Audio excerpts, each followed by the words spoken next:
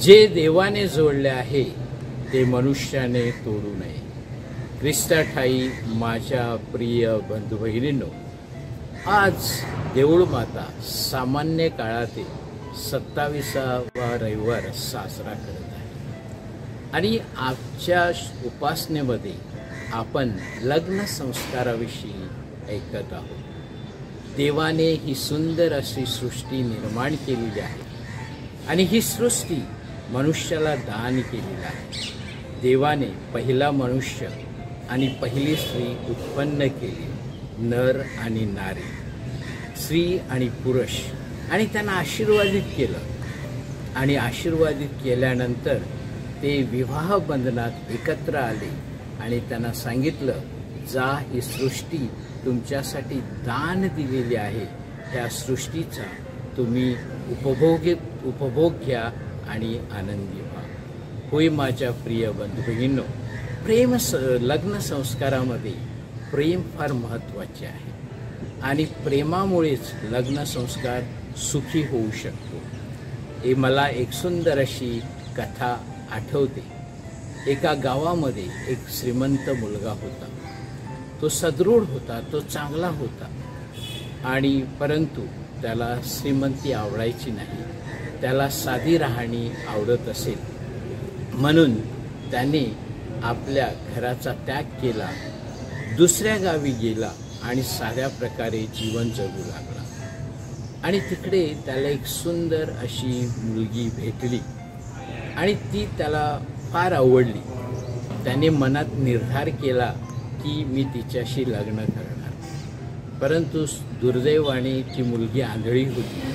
तरीसुद्धा आपल्या प्रेमाखातीर त्याने त्या आंधळ्या मुलीबरोबर लग्न केलं। त्याचा संस्कार सुखाने होऊ लागला आणि असा संसार सुखाने होत असताना ती मुलगी एक दिवस आपल्या पतीला म्हणाली की हे जग फार सुंदर आहे, मला हे जग बघण्याची इच्छा आहे। आणि तो पती आपल्या पत्नीला म्हणाला, एक दिवस नक्कीच तू स्वर्ग बघशील, एक दिवस नक्कीच तू ही सुंदर सृष्टी बघशील। एक वर्षाने तिला एक बाळ झालं आणि काही दिवसांनी तिला हॉस्पिटलमध्ये नेण्यात आलं। तिचं ऑपरेशन झालं आणि जेव्हा तिने डोळे उघडले तेव्हा ती सुंदर सृष्टी बघू शकत होती, परंतु त्यावेळेला कळलं की जे डोळे तिचे आहेत ती तिच्या पतीने दान केलेले आहे।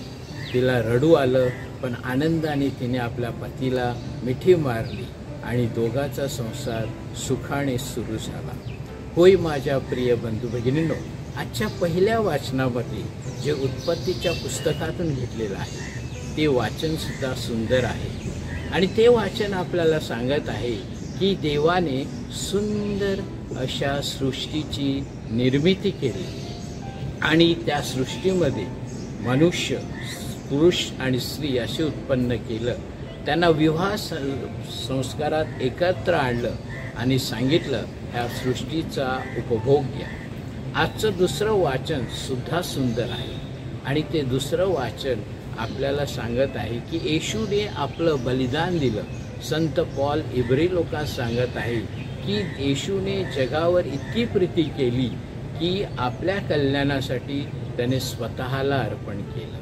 आजचं शुभवर्तमान सुंदर आहे, संत मार्कच्या शुभवर्तमानातून घेतलेलं आहे आणि त्यामध्ये आपण येशू सांगतो की जे देवाने जोडलेले आहे ते मनुष्याने कधीही तोडू नये। शास्त्री फरीसी येशूला प्रश्न विचारतात की मोसेने आम्हाला सूतपत्र देण्याची परवानगी दिलेली आहे, तेव्हा ते येशूची परीक्षा घेत होते, परंतु येशू म्हणतो की लग्न संस्कार हा देवाने आशीर्वादित केलेला आहे आणि तो मोडण्याचा अधिकार आपल्याला कोणालाच नाही। आज जगात आपण बघतो की अनेक लग्न मोडत आहेत, अनेक लोक डिवोर्स घेत आहेत, विभक्त होत आहे, ही खेदाची गोष्ट आहे। पण लग्न हे फार महत्त्वाचं असतं, हा संस्कार महत्त्वाचा आहे। पती पत्नीने एकमेकावर प्रेम केलं पाहिजे, एकमेकाला समजून घेतलं पाहिजे, एकमेकासाठी त्याग केला पाहिजे, तर हा संसार सुखाचा होऊ शकतो।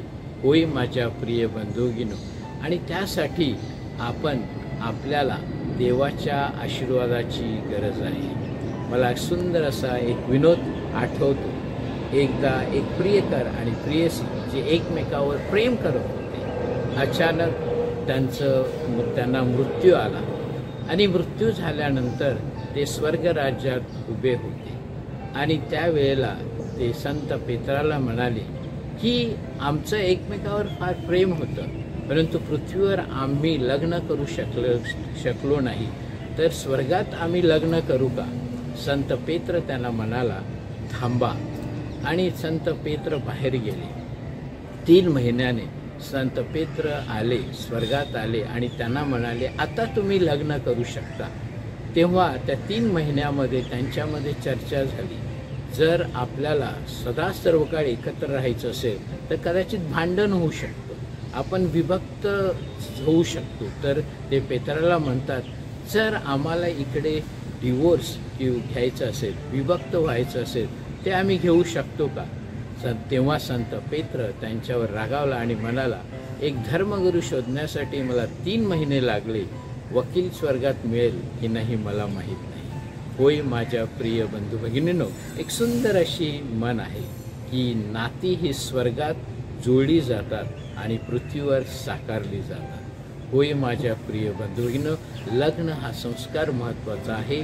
आपण त्याच्यासाठी प्रार्थना केली पाहिजे आणि जे लग्न केलेले आहे ते नेहमी एकत्र राहावे म्हणून आपण त्यांना प्रोत्साहन दिलं पाहिजे, त्यांना मदत केली पाहिजे.